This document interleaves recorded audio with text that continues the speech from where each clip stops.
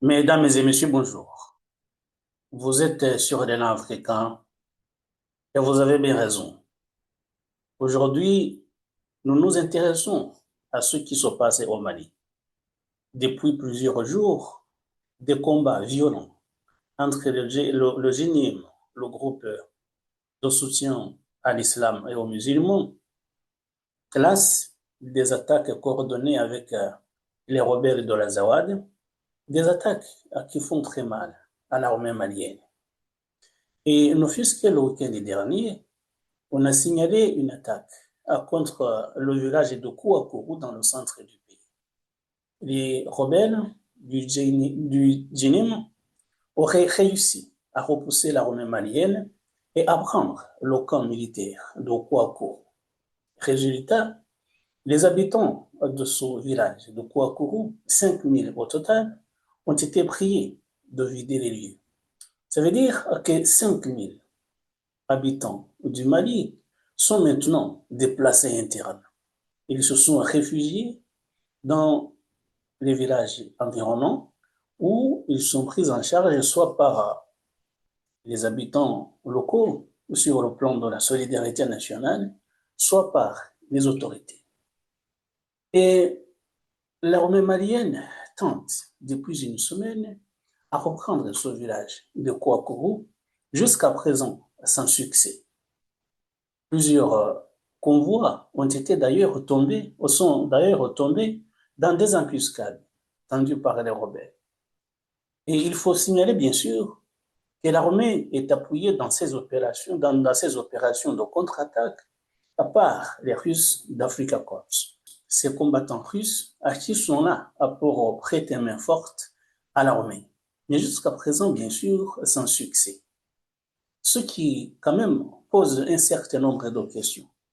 Puisque je parle de Kouakourou, parce que justement, ça constitue l'actualité de cette semaine, mais il y a d'autres opérations qu'on a signalées dans le passé récent, dans un passé récent, qui se sont déroulées dans le nord du Mali et qui ont mis à mal l'armée malienne.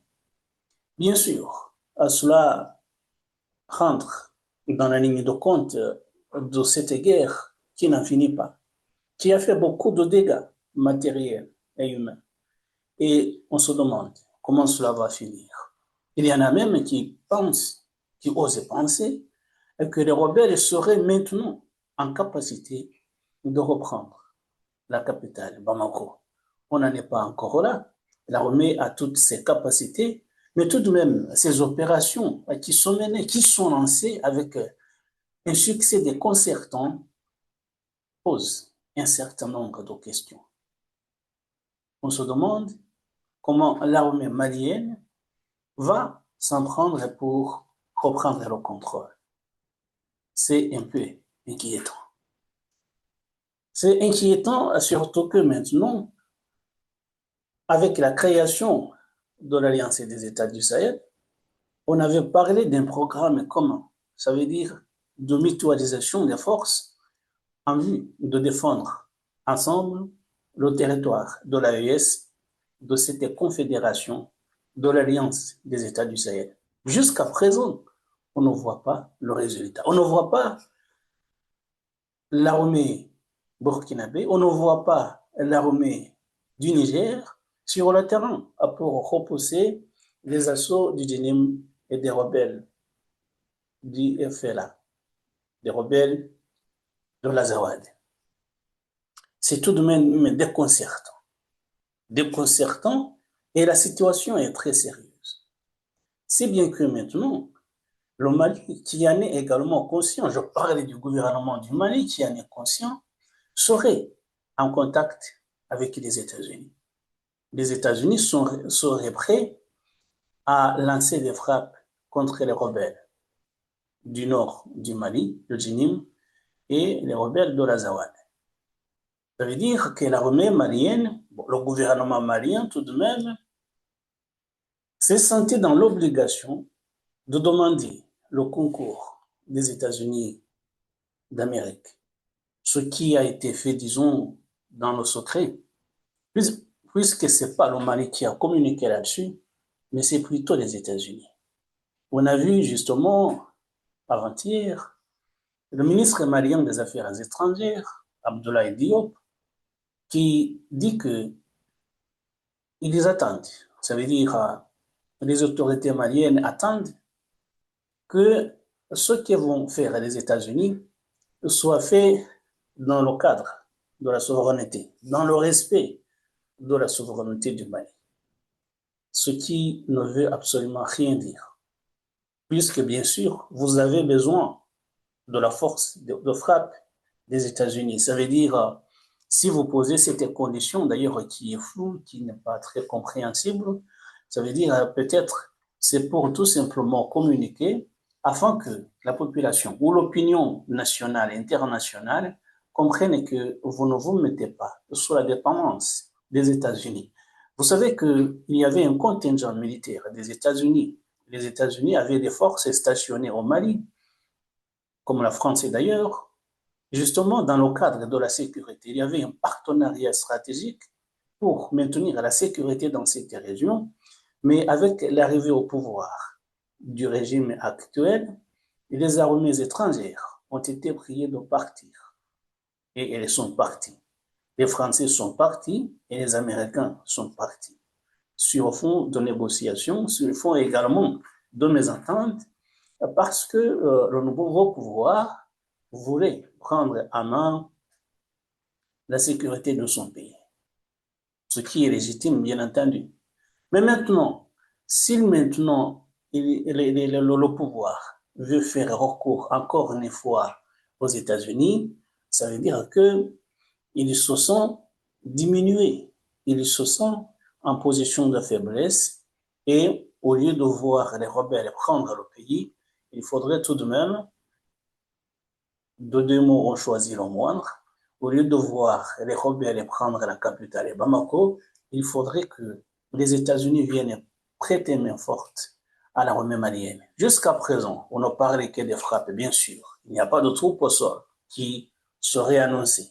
Donc, il faudrait tout simplement que les États-Unis fassent des frappes contre les rebelles pour les affaiblir afin que peut-être ils soient repoussés encore une fois plus au nord.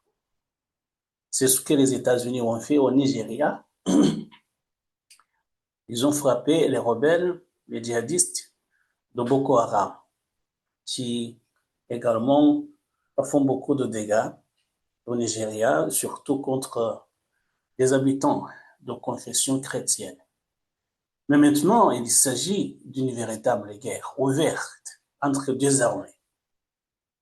Il y a des armées des rebelles, bien sûr, qui contrôlent une partie du territoire. Il y a l'armée régulière, l'armée gouvernementale. Et l'armée gouvernementale est en position de faiblesse. On parle bien sûr des frappes aériennes que seraient prêts à lancer les États-Unis. Ça veut dire l'armée aérienne des États-Unis viendrait faire des frappes contre les positions des rebelles du nord du Mali. Nous avons parlé tout à l'heure du village de Kouakourou, dans le centre du Mali, qui est aux mains des rebelles du Guinée. Donc, il faudrait qu'ils soient frappés. Des frappes aériennes des États-Unis contraindraient peut-être ces rebelles à retourner plus au nord, dans leur bastion ordinaire. Mais est-ce que les frappes aériennes vont suffire? C'est ça la question qu'il convient de se poser. Les États-Unis viendraient, bien sûr, lancer des frappes contre les positions des rebelles. Et puis après, si ça ne suffit pas, est-ce que si les rebelles continuent de faire mal, est-ce que maintenant le Mali va accepter que les États-Unis envoient les troupes au sol? Bien sûr, on n'en est pas encore là. On n'en est pas encore là. Mais si jamais cela était le cas, ça changerait la donne. Bien sûr, les États-Unis ont la capacité de repousser les attaques des rebelles et peut-être également de reprendre le contrôle du territoire. Ce que ne voulait pas, il y a 4 ou 5 ans, ce que ne voulait pas le gouvernement du Mali, du moins le nouveau pouvoir, peut maintenant redevenir possible. ce qui est quand même un retournement de situation sur le plan stratégique dans le cadre de la lutte contre les rebelles, dans le cadre de la sécurité de façon générale, mais également dans le cadre du partenariat, de la diplomatie qui mène le pouvoir du Mali. C'est pour cela que le ministre Abdoulaye Diop a jugé utile de déclarer publiquement que le concours attendu des États-Unis doit se faire dans le cadre du respect de la souveraineté. Bien sûr, elle savait de quoi il parlait. Mais ce qu'il faut redouter, c'est que si jamais les États-Unis, les États-Unis envoyaient des troupes au sol, il serait dans l'avenir très difficile de leur demander de partir. Quand ils sont là, je parle des Américains, quand ils sont là, c'est pour longtemps, puisque bien entendu, il y a beaucoup d'intérêts dans cette région à défendre. Et si jamais les troupes au sol, les soldats américains mettent le pied dans cette région encore une fois, ce sera pour très, très longtemps. Et ce sera une autre façon de coloniser le Mali. C'est ce que n'avait pas voulu le nouveau pouvoir au Mali. Et ça risque de redevenir possible. Est-ce cela va être possible? Il faut attendre. Et c'est pour cela d'ailleurs que d'aucuns disent que les rebelles du nord du Mali bénéficieraient du soutien des puissances étrangères. Ça veut dire quoi? Ça veut dire qu'il y a des puissances étrangères, peut-être également, je n'affirme rien, les États-Unis, mais également la France et d'autres puissances, qui viendraient prêter main forte aux rebelles afin qu'ils contraignent le gouvernement malien à demander le concours de ceux-là même qui soutiennent les rebelles. C'est possible, mais il ne faut rien affirmer. Ça veut dire quoi? Ça veut dire qu'il y aurait des pays qui viennent soutenir les rebelles du nord du Mali pour que ces rebelles mettent à mal, comme ça se fait maintenant, l'armée malienne, afin que le gouvernement malien vienne solliciter l'appui de ceux-là même qui soutiennent les rebelles. Une situation rocambolesque. En diplomatie, dans les tactiques militaires, bien entendu, tout est possible, puisqu'il s'agit de défendre les intérêts des grandes puissances. Ceux-là même, bien sûr, qui vont envoyer les troupes probablement au sol au Mali. C'est ce qui risque de se passer. Et il y a un autre acteur qui est là, dans la région, qui s'appelle l'Algérie. L'Algérie, vous le savez, qui récemment a accepté de réchauffer les relations diplomatiques avec le Mali. L'Algérie qui a été accusée de soutenir les rebelles de l'Azawad. L'Algérie qui jouait un rôle majeur dans les pourparlers de paix qui ont eu lieu dans le passé. On parle des accords d'il y a 10 ans, de 2015, qui ont été signés à Alger, des accords d'ailleurs qui ont récemment été rompus par le gouvernement du Mali. L'Algérie donc maintenant reste silencieuse.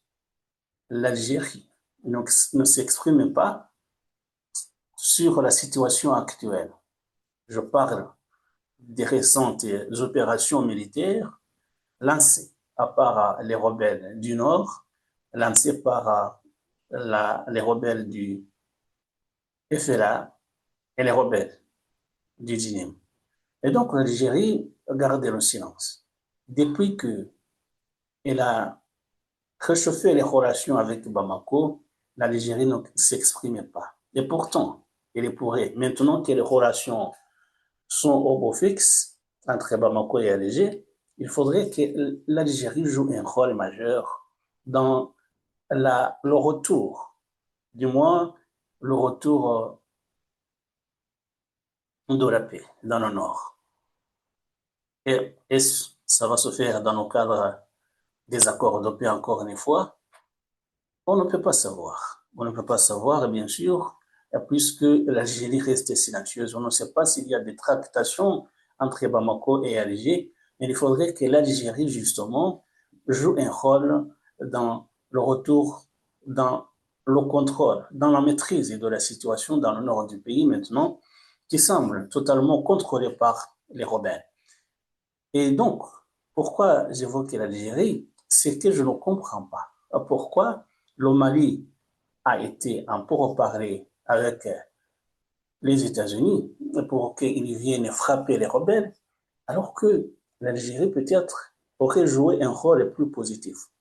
Donc, c'est une question qu'il faudrait se poser. Pourquoi se tourner vers les États-Unis alors que l'Algérie peut jouer un rôle incontournable? C'est une question qu'on se pose. Et donc, il y a des acteurs qui semblent pas très intéressés alors qu'ils devraient l'être. J'ai parlé tout à l'heure des deux autres pays de l'Alliance et des États du Sahel, mais je parle également de l'Algérie.